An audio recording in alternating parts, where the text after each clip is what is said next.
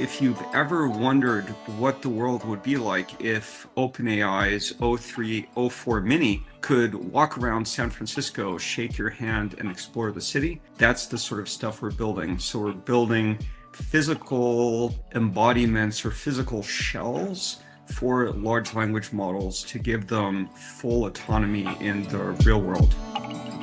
Hi, everyone. Welcome to Fully Diluted. I'm your host, Dylan Bane from the Enterprise Research Team, along with Chris Davis. We're joined today by Jan, founder and CEO of OpenMind. Today, we're going to get deep into robotics, hear about what they're building, and really just learn about the state of the robotic space. So without further ado, I'll let Jan introduce himself and just what is OpenMind building? Sure. Well, Dylan, thank you so much for inviting me to be here. I wear two hats. I'm a professor of engineering at Stanford, but I'm currently on sabbatical to run OpenMind. And what we do at OpenMind is we write open source software to make machines think. And what that refers to is the use of many models and large language models in particular to put information together and allow the large language models to take control of physical hardware.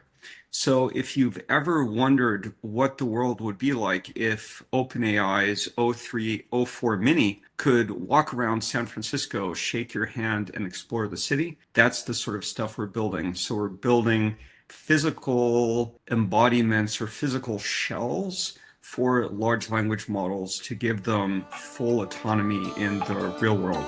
Very cool. So for listeners, I think they want to have a better understanding of what is the state of robotics today. I think there's a lot of chatter, there's a lot of hype.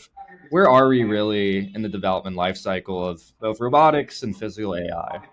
Well, robotics is an incredibly broad blanket term. For example, car companies have been using robots to help assemble cars for the last 30 years. When you land in San Francisco, you can now get a robotic taxi to take you from the airport to the city. That's called a Waymo. And many of us have robots around us in our daily life. For example, a Roomba vacuum cleaner.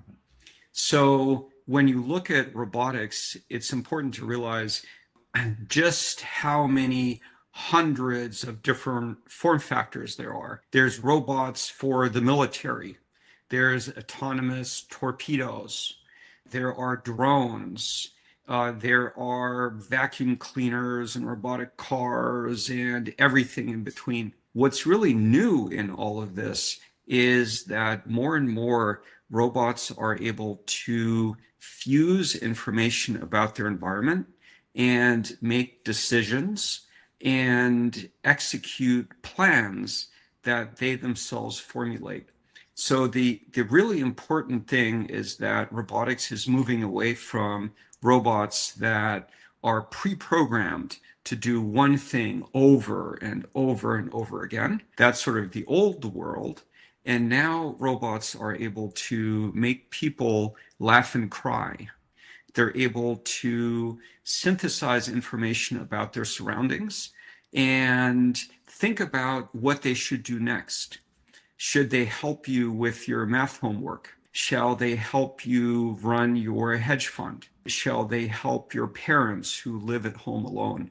So we're seeing this transition from robots that, pick something up and move it over by 4 centimeters over and over and over again to robots that are much more engaging and smart and devious and can learn and engage with all the people around them. Yeah, I'd love to highlight more of the specific use cases that, are more tangible, applicable today. You mentioned, running a hedge fund or, a tutor for your children. How do you think about what kind of use cases are on the horizon for robotics? Mhm. Well, there's a big gap right now. Some people in humanoid robotics in particular, they think that exquisite manual dexterity is critical for humanoids.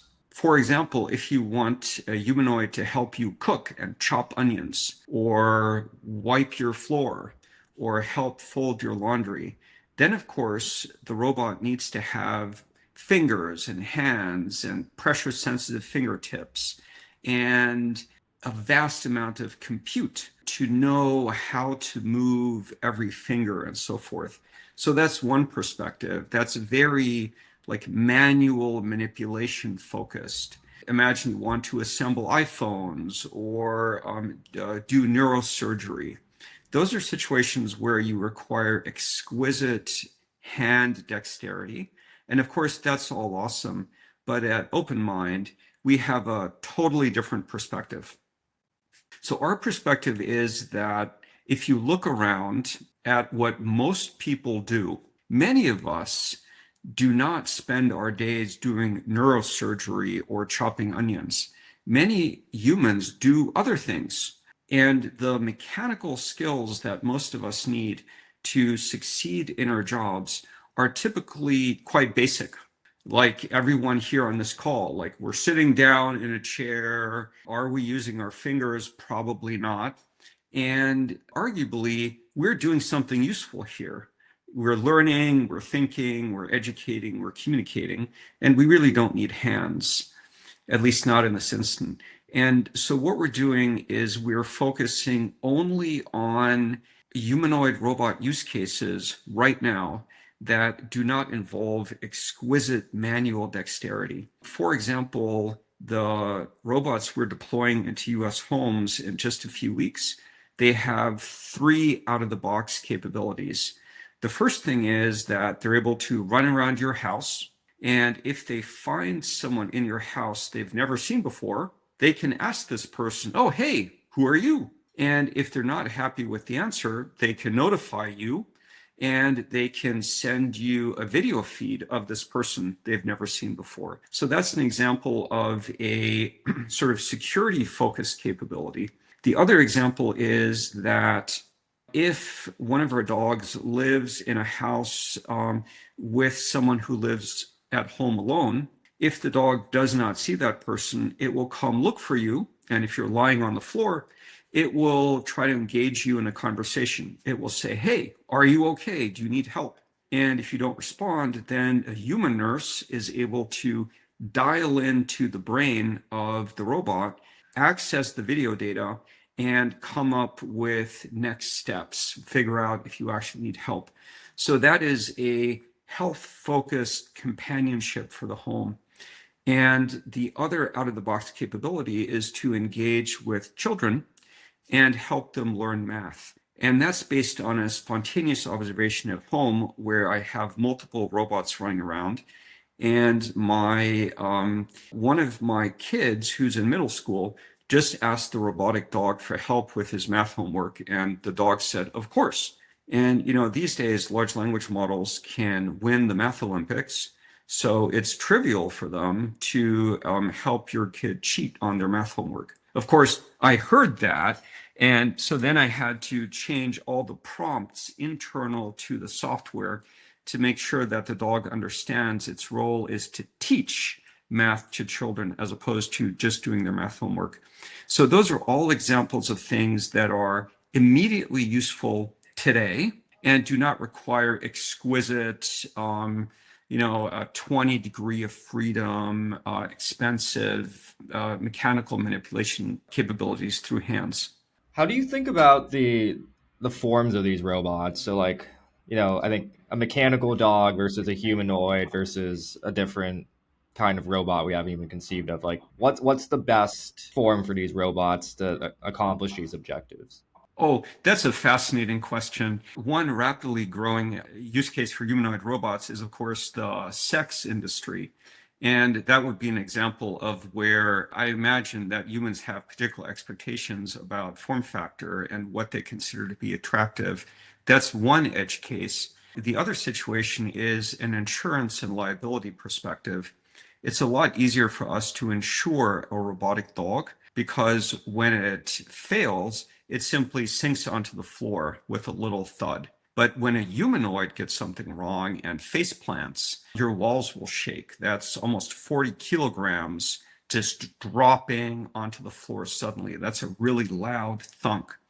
So another perspective on which form factor to deploy is the danger imposed by the machine. And obviously something closer to the ground is less dangerous. And one way to think about this is that if you're deploying a robot into a setting optimized for humans, then humanoid form factor is a good place to start. A great example would be a door handle. A door handle is an incredibly difficult object for a machine to engage with. Something as simple as like opening your front door can be very difficult for a dog, but a lot easier for a humanoid form factor. So those are just a few considerations. We're starting with dogs first because they're safer than humanoid, because if something goes wrong, they're closer to the floor and they just gracefully settle onto the ground as opposed to face planting in this humongous thunk. I think one aspect of OpenMind that I don't see a lot of in other robotics companies is the focus on how these robots communicate with each other and how do they coordinate. Could you tell us a bit more about how you're thinking about these challenges? So, how do robots really communicate at scale? There are many robots that already communicate. And a great example would be swarms of drones for military use cases. And the essence of a drone swarm is, of course, that the drones are able to share information and work together, which gives rise to the additional capabilities of a swarm of drones. Likewise, if you look at military deployments of sensors, it's critical to have those sensors be able to share information. Imagine like a UAV plus a submarine plus a satellite. You obviously want to take all those sensor data, you want to fuse it into a contiguous perspective on the battlefield, and then also coordinate assets optimally to have best mission outcomes. So that kind of technology is already out there, and it's been out there for a long time. At OpenMind, what we do is we map those kind of ideas onto non-defense use cases: hospitals, homes, schools, kindergartens, supermarkets, cities. And one example would be, imagine you send your humanoid to a supermarket. But then how does it get back home? Well, it's going to have to coordinate with a Waymo, with a robotic taxi. And there you have a situation where one machine with two legs needs to coordinate with another machine with four wheels built by a different manufacturer.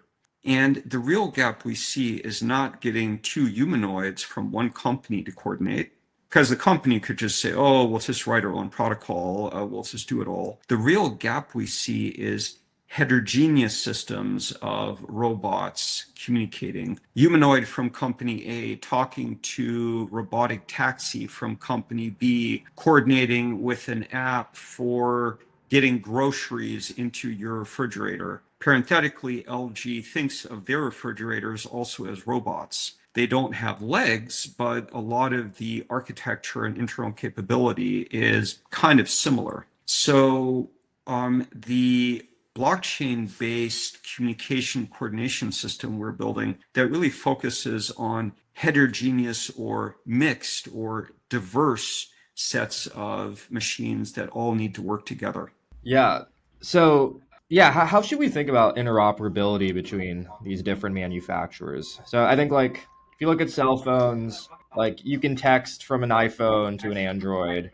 It's not iMessage, but there is that functionality. What properties of robotics create further complications or just change the dynamic of interoperability? Oh, one main complication is that right now there's more than 100 different humanoid robotics companies in China. And then there's probably another 100 humanoid robotics companies outside of China. So let's call it 200 globally. And almost every single one of them wants to be the Apple of humanoids. They want to own the hardware, the software, the cloud, the apps, the verticals, everything. And the good news is that many of those companies are quickly realizing that's incredibly difficult to do. And they're struggling to optimize manufacturing and deal with verticals and build software for the US and the Middle East and Europe and China and Singapore and support 200 languages and all those other things. So I think as the humanoid sector matures a little bit, humanoid robotics companies are realizing that offering a sort of end-to-end solution is actually quite difficult. And that's the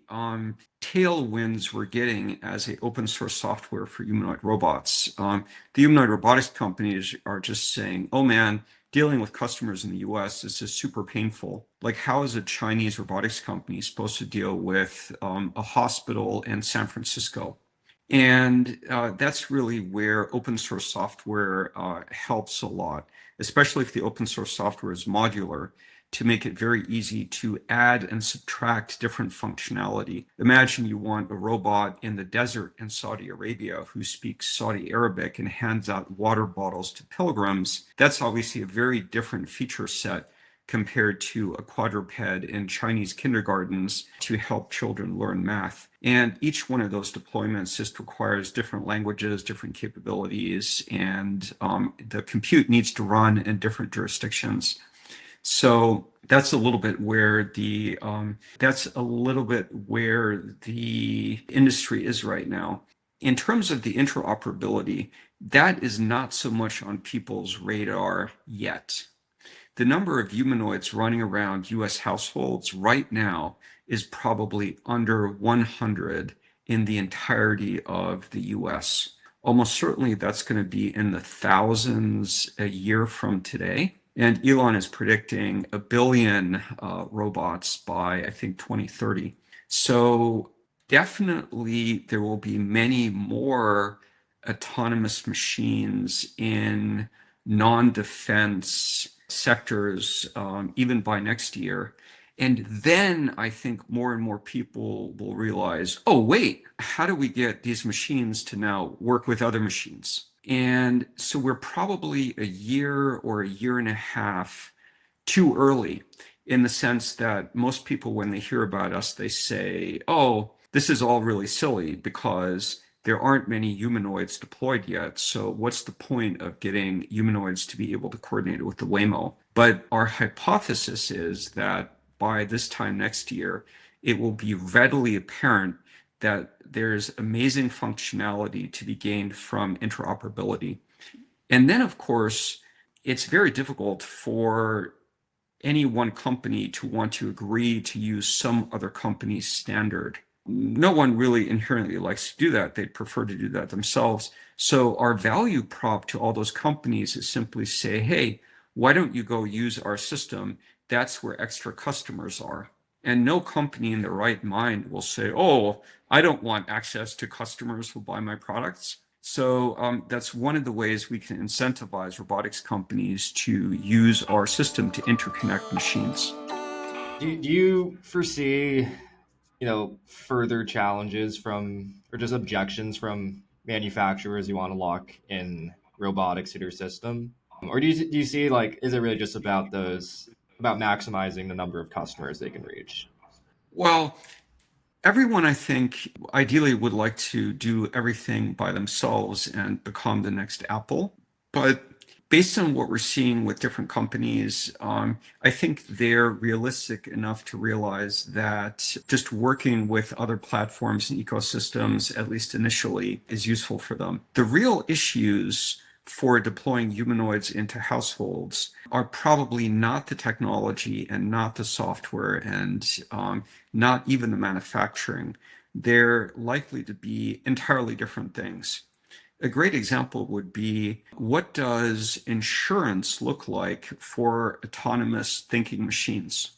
Right? If I sell you a humanoid and I say, oh, this humanoid can teach your kids math and help take care of your parents, and it doesn't do that, then you bet there's going to be an annoyed phone call the next day from you saying, hey, Jan, your humanoid sucks. Like, it really just didn't do this. And then immediately we get into territory of unhappy customers and we may need insurance and things like that. That's a gap right now. There's probably also fear of humans to embrace this kind of technology quickly. Imagine a union, for example, representing taxi drivers. Is that union going to embrace robotic taxis, even if they're 10 times safer than a human driving? So there you have a situation where a new technology is directly possibly worrying or creating fear in people. Another example would be data security. Are you comfortable with a humanoid that has access to your bedroom and kitchen, that also has microphones, three cameras, two lidars, and records everything? Probably not. So that means there are sort of dozens of potential friction points with the technology: liability, public perception, unions, data security, and many other things like that. Yeah, I'm curious. How do you see the data security factor of that playing out? Because like I think people reference the Elon Musk quote where he talked about how robots will be like the greatest source of data, right? And then people go ahead and think, okay, great, he's going to take all our data and then use our data to like what they capture visually. So how do you see that playing out? I guess for the average consumer as well as the enterprises that are putting these robots in people's homes. Yeah, we take that extremely seriously. For example, in our robots, all the face recognition is done locally internal to the robot. So the raw video data never leave the robot. We take the raw video data, we find all the faces, and we blur those faces or just delete them. And the video data lacking the faces then go into the cloud for the vision language models. That's one way. And we think this is going to be pretty much a sort of industry standard, that privacy focused operations are going to take place at the edge. This is, for example, already true of the iPhone, where your fingerprint data, when you enroll in the fingerprint reader on the iPhone, is all stored locally. And that's also true of your face ID information, is also stored locally, and Apple can't access that. I think that's generally the right way to do it. And the other thing is the rise of cloud confidential compute. So that's a technology enabled by the Intel TEE, working in concert with the NVIDIA GPU for cards like the H100 and H200. So that basically allows a robot to send encrypted data into the cloud. The cloud is running a sophisticated model entirely in a GPU TEE, and that model is able to return encrypted data to the robot, with the cloud confidential compute provider not knowing what just took place. And we're currently collaborating with a blockchain specifically to build a system for cloud confidential compute for humanoid robotics. So that's an example of combining privacy on the one hand with powerful inference on the other. And of course, each one of those architectural decisions has many considerations and also limitations.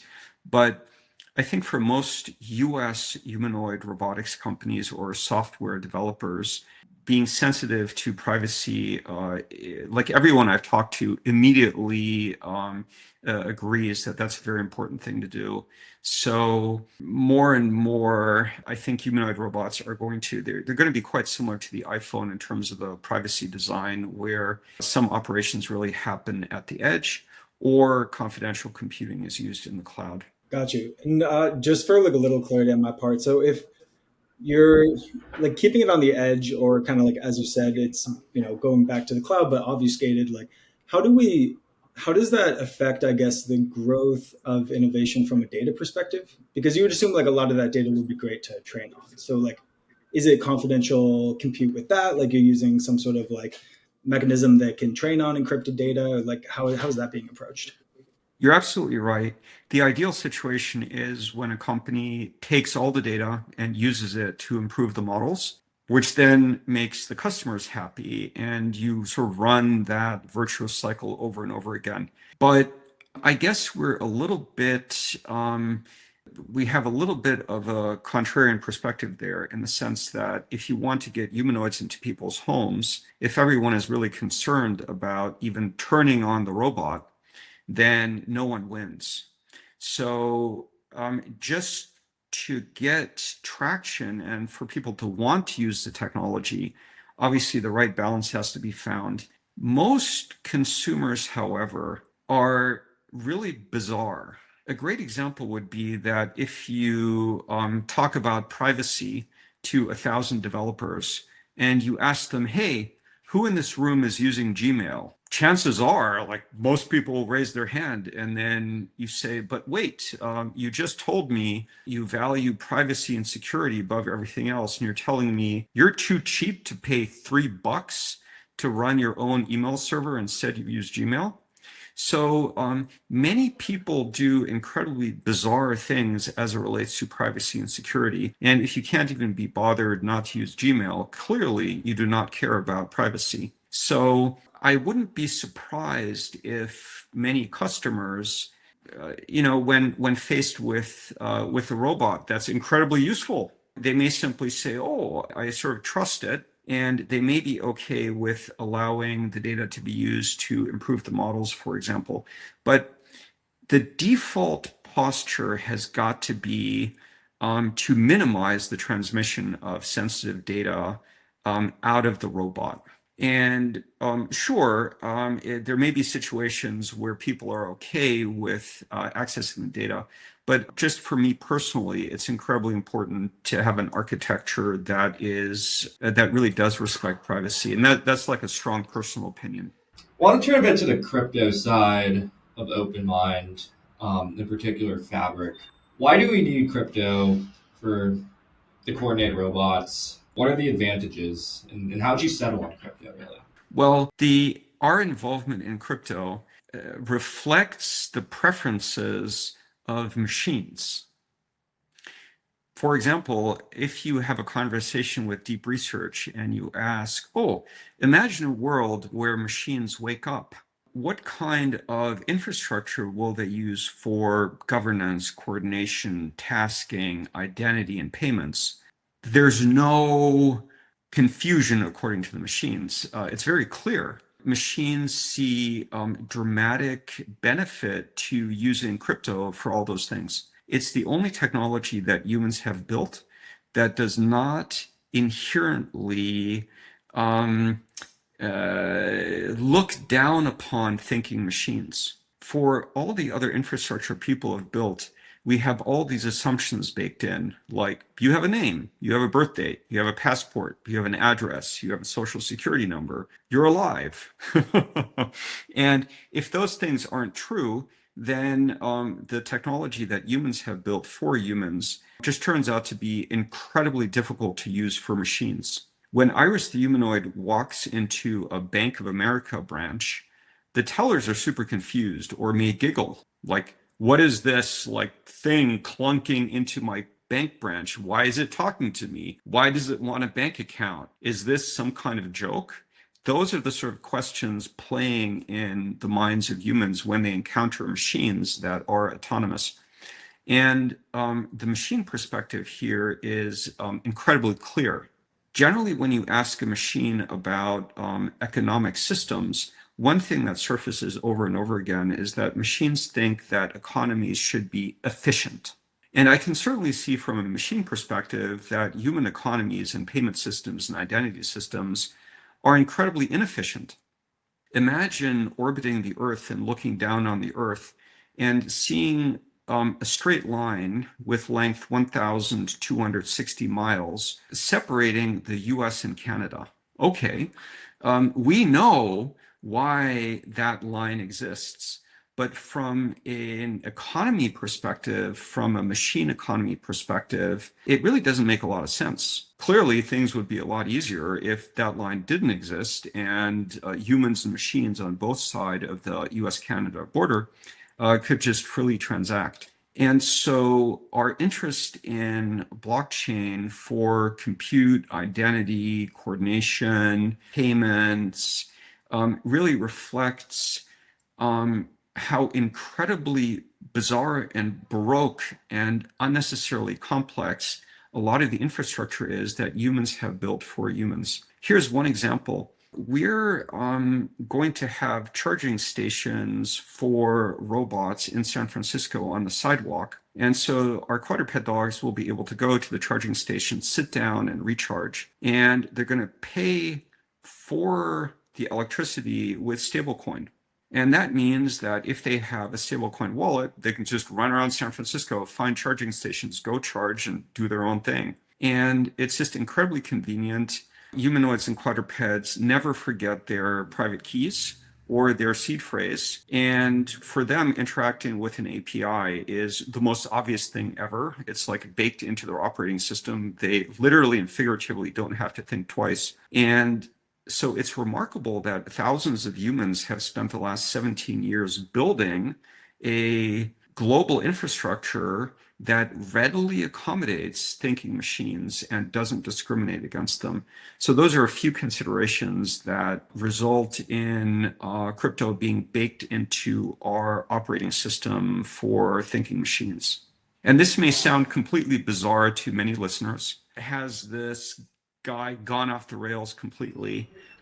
But I encourage you all to have conversations with the advanced large language models and simply ask them, what is the machine economy going to look like and what tools are you going to use? And again, the answer is crystal clear. There's a strong preference for using blockchains for machine-machine coordination, payments, identity, and so forth. Yeah, I think there's a lot of discussion about the agent payments, on chain with robots yet. Could you walk us through a bit more, like how is a robot out in the world like really using crypto? Like, I think people have a hard time understanding like how does a payment happen? Why does the robot need to do it like through crypto when he's encountering another robot or a Waymo? Like how does that work really? Yeah. Well, for example, when we tell Iris the humanoid to go to the corner cafe to get us some sandwiches, then obviously she needs to pay for the sandwiches.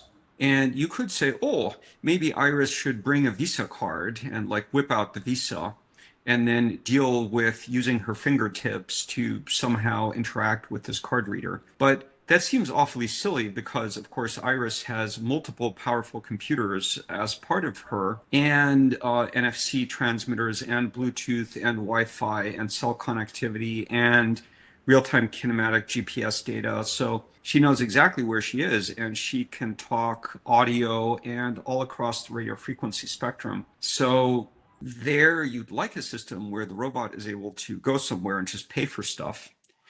And then that immediately raises questions of, is that secure? Or how can this be hacked? And then you get into super interesting territory that relates to Elon's earlier point of the amount of data that robots generate. So generally, a robot knows exactly where it is, and it has a really good sense of the radio frequency spectrum around it. And that gives you opportunities that you don't have for most humans. For example, proof of location, which is one thing we're building as part of Fabric. As machines collect data for us, a new machine that claims to be at location X, when it provides data to us, we're immediately able to provide an estimate of how likely it is that the machine is actually at location X. So that's like a proof of location perspective. And so then imagine connecting a payment system with proof of location to reduce the risk of the payment system somehow being used maliciously. So the cafe use case is something that we as a company need if we send our humanoid to get lunch for us. But the more important consideration is relates to what is the point of money? And a central use case for money in the human economy is to allow people to make choices. Shall I do a podcast right now? Or shall I raise more money from investors? Or shall I do something else? And money helps people prioritize. And this is exactly true also of machines. Imagine, for example, a humanoid sitting in a park and different requests come in from humans for it to do things. How shall it choose? Well, one way to choose is if there's different bounties or different amounts of money associated with each task. And that sort of quickly gets us into questions relating to sort of machine economy, prioritization of tasks, gig economy, and things like that. And so thinking about the intersection of robots and payment systems is not only for literal things like robot needs to go to the store and get us lunch and like pay for stuff. It's also a question of how machines will allocate task, attention, and time, and that's going to involve some kind of currency. I want to zoom out a bit to the production and manufacturing of robots. So I think there's a lot of discussion in the news and elsewhere that China is far ahead of the US in terms of supply chain and just robotics infrastructure. What are your views on the current landscape, and how can the US, maybe catch up to China? Well, there are many misperceptions right now as it relates to robots. One misperception is that robotics is somehow gated by like a missing algorithm or a missing model. And if you believe that, then you tend to start companies that focus on, a new algorithm or a new model.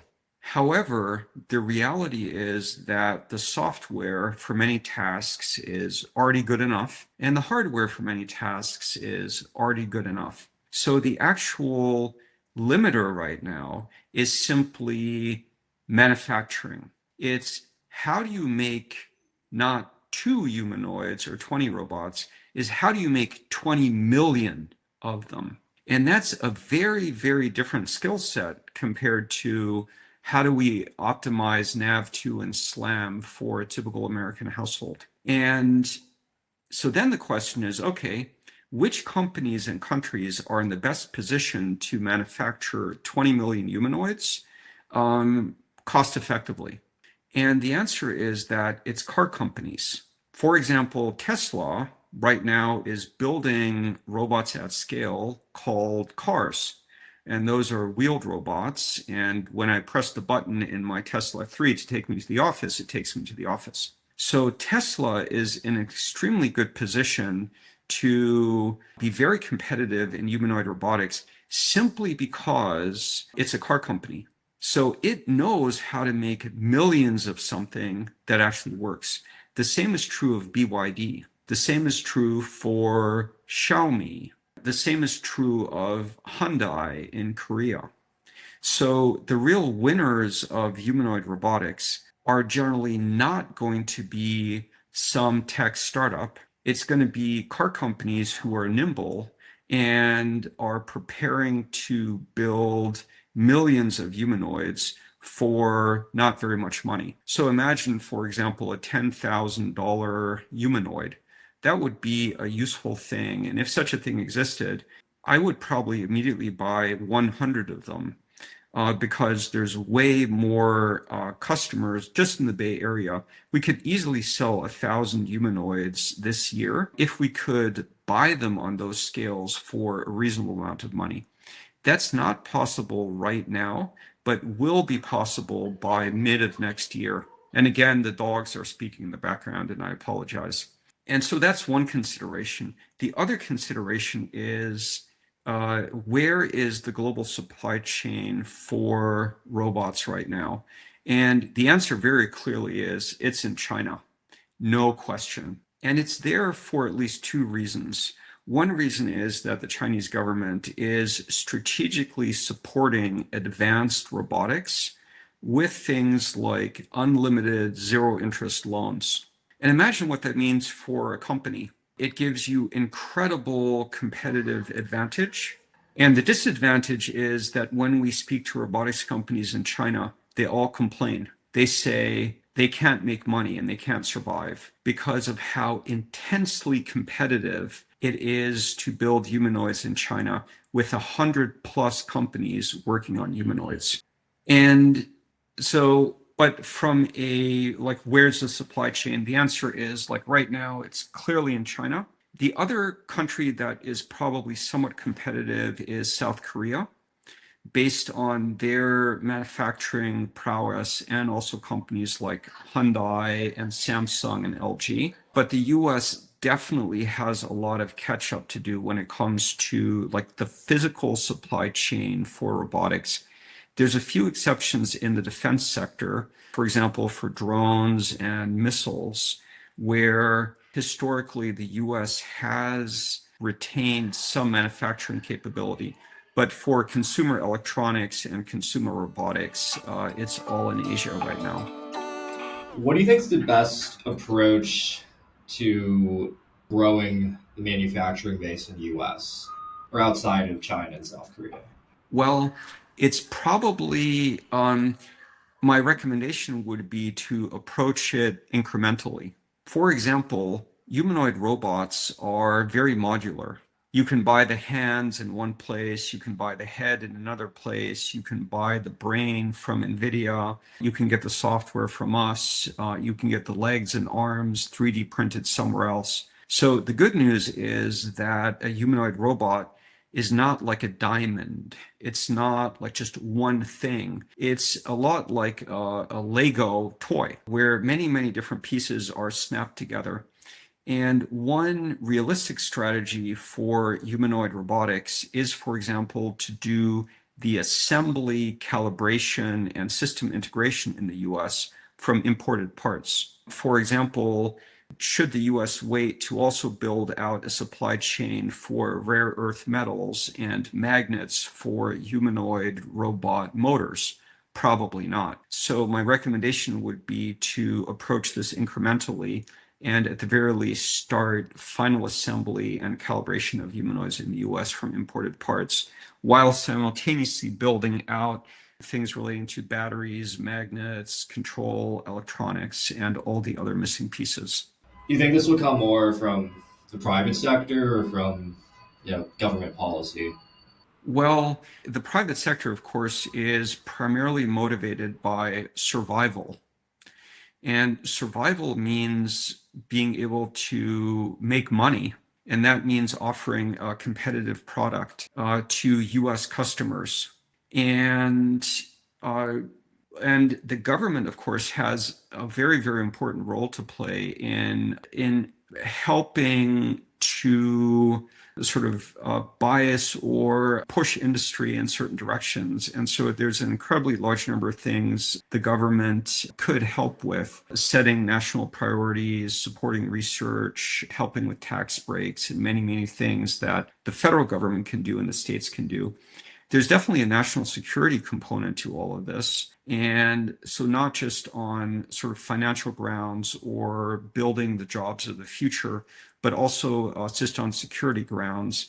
I think everyone would agree that it's beneficial to have a viable robotic supply chain in the US. I'm curious, like speaking to the economics of it, like on one hand, obviously like mass deployment of robots is going to like potentially take jobs from people. And like, you talked about unions and kind of like their role in it. But then on the other hand, there will be jobs that are created and maybe jobs that we can't even imagine right now because it's kind of hard to predict when you have a huge change in technology of the jobs that will come out. So how do you think about that? Like from an economic perspective of, I guess, like individuals, from just like the general landscape of jobs and maybe some of the stuff that you think will be more relevant in the future?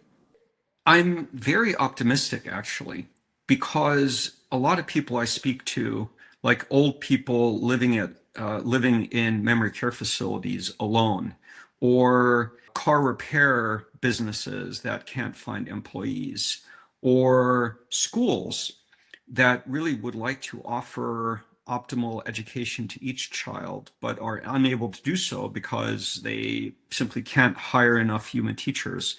For all of those things, I have strong expectation that robots will be very useful and they will allow us to do things we really couldn't do before.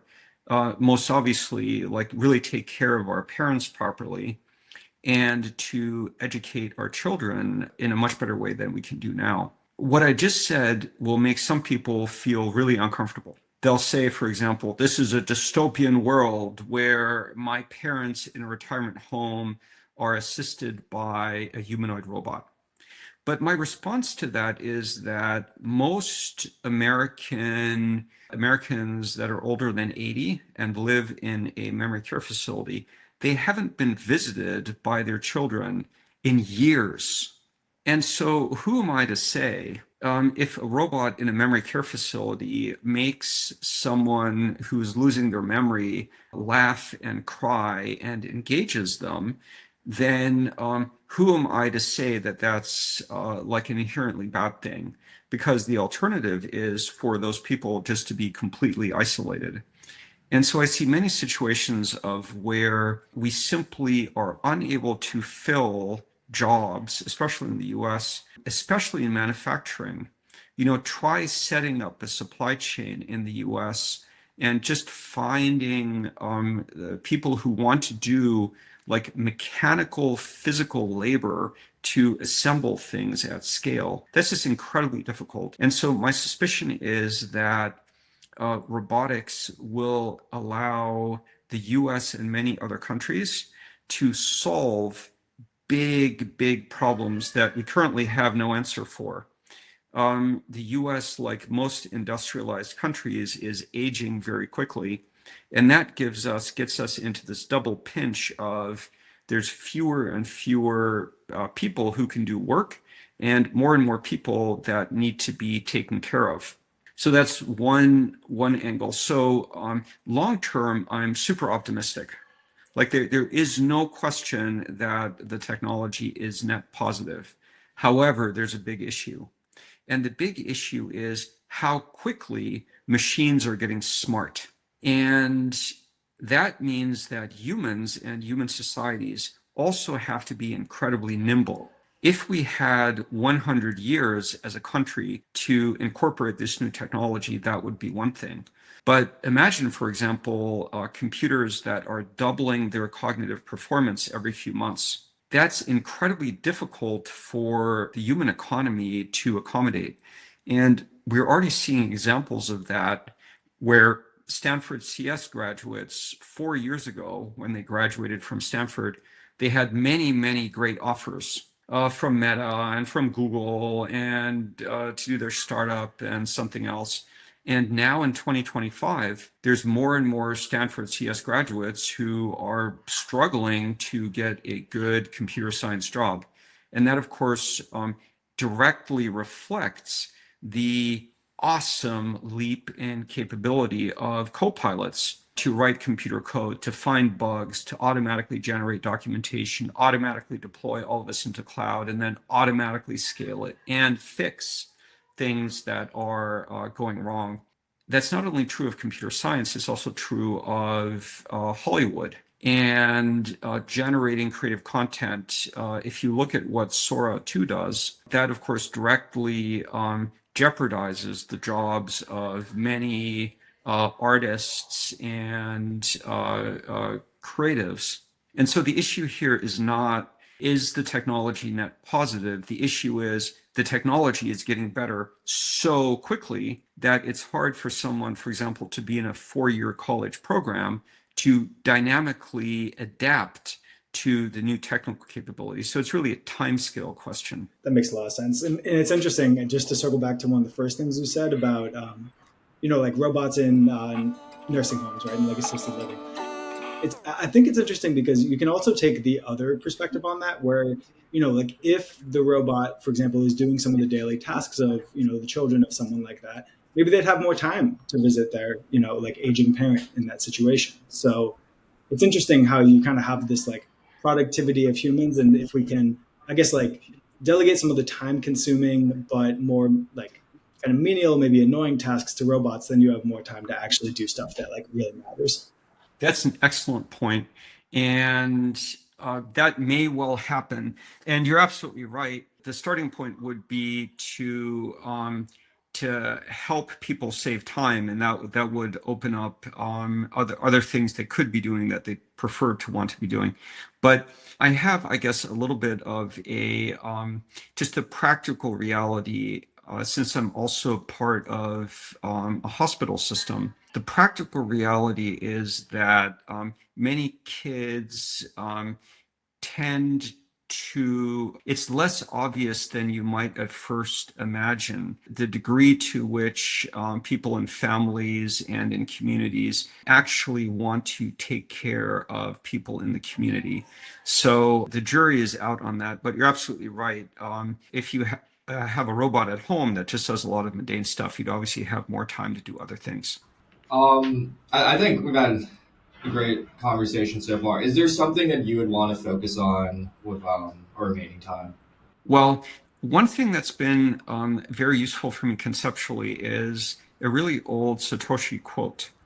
And it's some version of Bitcoin doesn't care who you are and where you're from. And I used to interpret that exclusively in terms of geography. Like Bitcoin doesn't care if you're Korean, American, German, but these days, I interpret that very differently. These days, I interpret that in terms of what kind of compute architecture you are.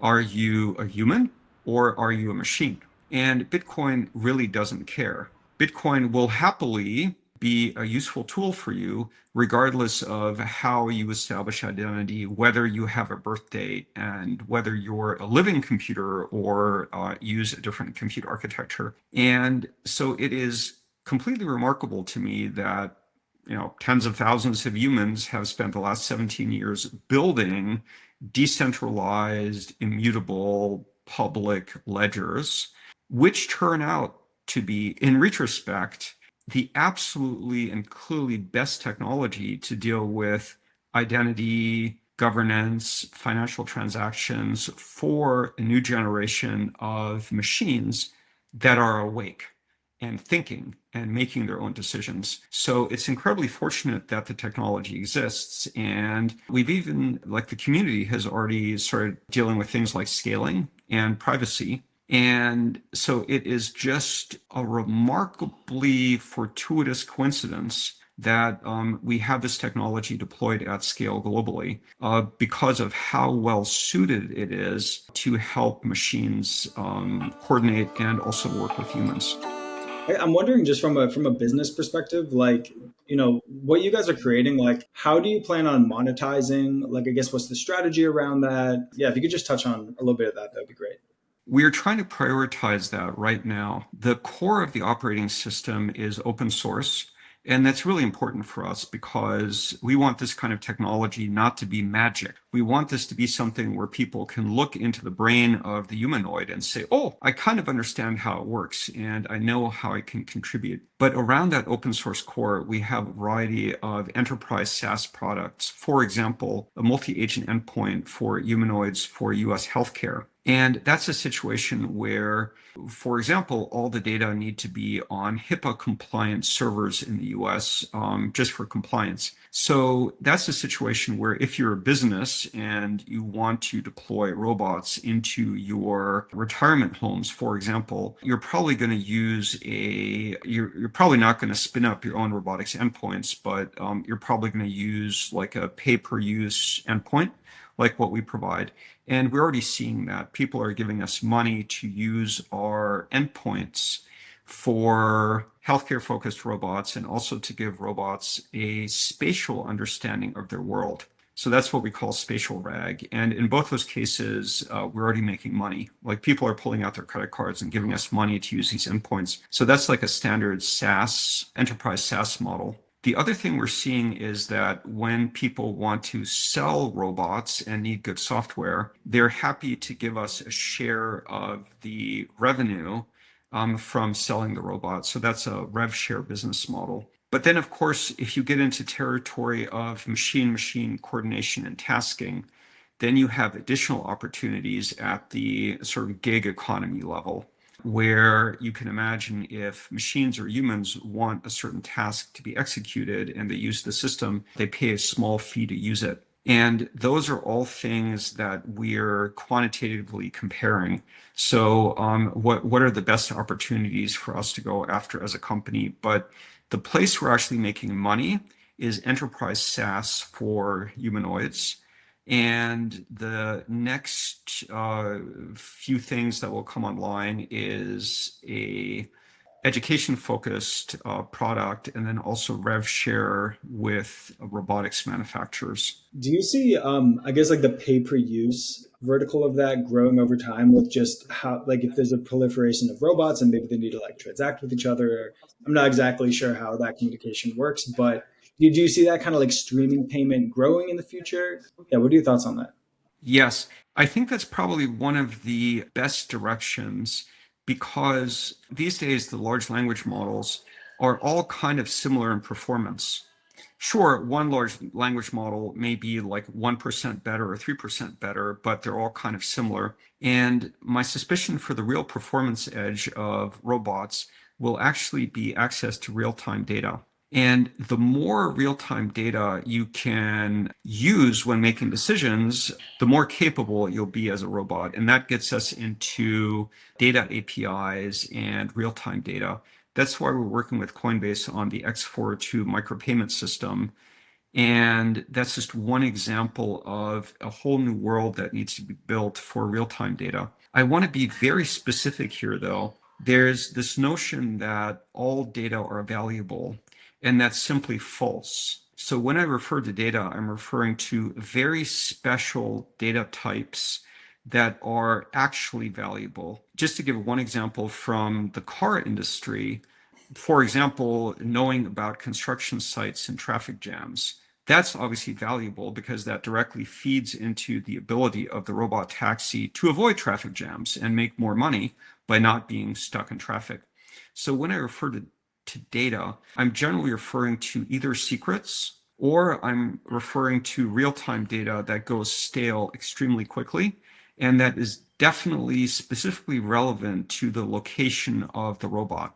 And that's something we would love to have as a good service. We'd love to use that and we'd immediately pay for it. And our robots would immediately pay for it as well because they certainly like real-time data. And that's something that, frankly, really just doesn't exist right now. Awesome. With the remaining time we have, would love for you to tell us what's on the roadmap for OpenMind over the next 6 months to a year, and where can listeners go to learn more? We are deploying autonomous quadrupeds into American households this month. Those are all test visits.